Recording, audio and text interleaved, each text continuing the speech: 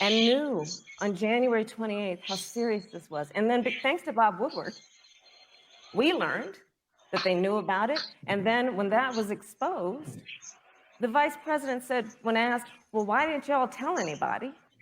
He said, because the president wanted people to remain calm. Well, let's get so no, but Susan, this is important. Susan, I want to add, but here. Mr. Vice President, I'm speaking. I'm speaking. Uh-oh. You can have 15 more Don't seconds, do it. and then we'll give Here the it Vice goes. President a chance to So I want to ask the American people, how Hey, calm were you she when you better were get panicked the about hand winning clapping. roll of toilet paper? How calm were you when your kids were sent home from school and you didn't know when they could go back? How calm were you when your children couldn't see your parents because you were afraid they could kill them? Let's give Vice President Pence a chance to respond. Vice President Pence, you have 1 minute to respond. There's not a day gone by that I haven't thought of every American. Dropping bars. And I want all of you to know that you'll always be in our hearts. Get the fuck out of here. Every single one. The American people have done. Every single one. Except the black one. Right. Senator Harris, let me ask you the same question that I asked Vice President Pence. I'm ready for this question. Have you had a conversation or reached an agreement with Vice President Biden about safeguards or procedures when it comes to the issue of presidential disability? And if not, and if you win the election next month, do you think— the question, the actual question. 2 minutes uninterrupted. Yeah, that part. So let me tell you, first of all, the day I got the call from Joe Biden, it was actually a Zoom call. Asking me to serve with him on this ticket was probably one of the most memorable days of my life. I thought about my mother, who came to the United States at the age of 19, gave birth to me at the age of 25 at Kaiser Hospital in Oakland, California. And the thought that I'd be sitting here right now, I know would make her proud. She must be looking down on me. Joe and I were raised in a very similar way. We were raised with values that are about hard work, about the value and the dignity of public service, and about the importance of fighting for the dignity of all people. And I think Joe asked me to serve with him because, I have a career that included being elected the first woman district attorney of San Francisco, where I created models of innovation for law enforcement in terms of reform of criminal justice. Elected the first woman of color and Black woman to be elected. Did this nigga just do a flip? California, where I ran the second largest Department of Justice in the United States, second only to the United States Department of Justice. And there I took on everything from transnational criminal organizations to the big banks that were taking advantage of homeowners to for-profit colleges that were taking advantage of veterans. And then, of course, now I serve in the United States Senate as only the second Black woman ever elected to the United States Senate. I serve on the Senate Intelligence Committee, where I've been in regular receipt of classified information about threats to our nation and hotspots around the world. I've traveled the world. I've met with our soldiers in war zones.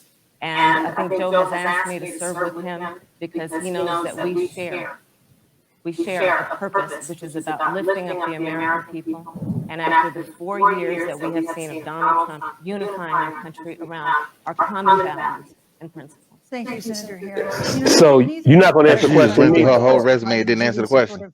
We now know Donald Trump owes and is in debt for $400 million. And just You're right. She made that quick left to the taxes. Owe money to somebody. Like, yeah, we should be talking about health good to know and who taxes. the president of the United States, the commander-in-chief, owes money to, because the American people have a right to know.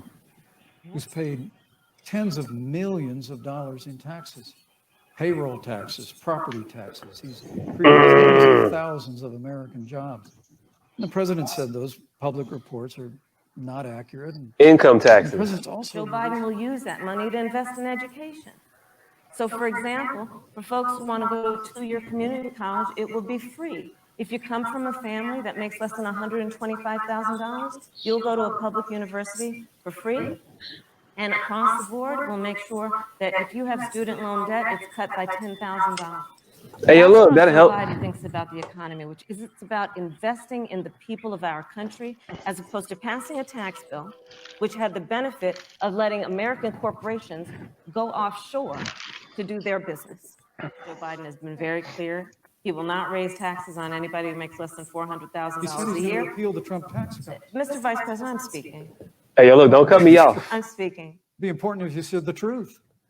Joe Biden said twice in the debate last week that he's going to repeal the Trump tax cuts.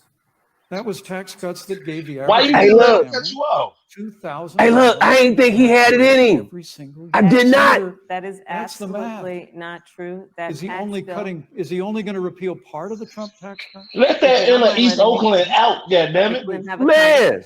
Okay. She don't call this motherfucker a motherfucker. Joe Biden will not raise taxes on anyone who makes less than $400,000 a year. He has been very clear about that. Joe Biden will not end fracking. He has been very clear about that. Joe Biden is the one who, during the Great Recession, was responsible for the Recovery Act that brought America back. And now the Trump-Pence administration wants to take credit when they rode the coattails of Joe Biden's success for the economy that they had at the beginning of their term. Of course, now the economy is a complete disaster. But Joe sees what is happening on the Gulf states, which are being battered by storms. Joe has seen and talked with the farmers in Iowa, whose entire crops have been destroyed because of floods. And so Joe believes, again, in science. I'll tell you something, Susan. I served, when I first got to the Senate, on the committee that's responsible for the environment. Do you know this administration took the word science off the website and then took the phrase climate change off the website? We have seen a pattern with this administration, which is they don't believe in science. And Joe's plan is about saying we're going to deal with it, but we're also going to create jobs. Drop them bars. When asked about the what you gonna say about that, Bible thumper? And the question was, you know, the science is telling us this. You know what Donald Trump said? Science doesn't know. So let's talk about who is prepared to lead our country. He looks like he's thinking nigga in his head right now, as hard as it is. Like, that motherfucker did do that shit. Joe is we're going to invest that in renewable energy. It's going to be about the creation of millions of jobs. We will achieve net zero emissions by 2050, carbon neutral by 2035. Joe has a plan. This has been a lot of talk from the Trump administration, and really it has been to go backward instead of forward. We will also re-enter the climate agreement with pride. Harris just said that climate change is an existential threat. Vice President Pence, do you believe that climate change poses an existential threat?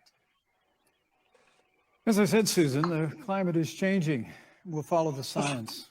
But again, Senator Harris, all the science.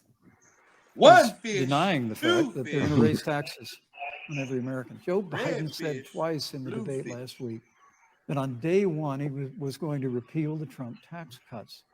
That don't got nothing to do with climate change.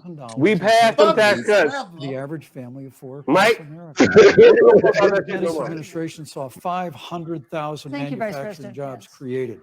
And that's exactly the kind of growth we're going to continue. Nah, it was like 450, but okay. Thank you, Vice This President. pandemic, a Green New Deal. And you still created them at a slower rate than the administration before you. Killed jobs this time. Hey, Kamala, you should say that. You should say that, Kamala. 15 seconds. And Thank you. Thank you. Joe Biden is responsible for saving America's auto industry, and you voted against it. Ooh. So let's set the record straight. Ooh. Thank you. Let's get the facts right. I ain't even need 15 seconds, man. Ooh, this bitch. Wrap your ass up right quick. But you mentioned Soleimani. Let's start there.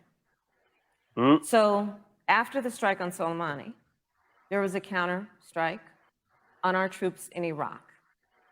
Prepared. And they suffered serious brain injuries. And do you know what Donald Trump dismissed them as? Headaches.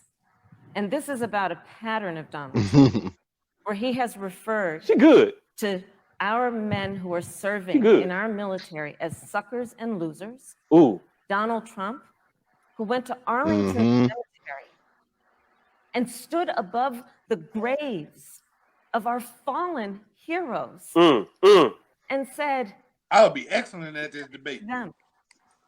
Because, of course, you know, he only thinks about what's in it for him. Let's take what he said about John McCain, a great American hero. And Donald Trump says he doesn't deserve to be called a hero because he was a prisoner of war. Coming from the concrete, juggle of the wood. Smell the flowers in the air, burning from the woods. Yeah, the hood patrollers watching the paper soldiers, gun smoke floating through the air like vultures, but we got culture.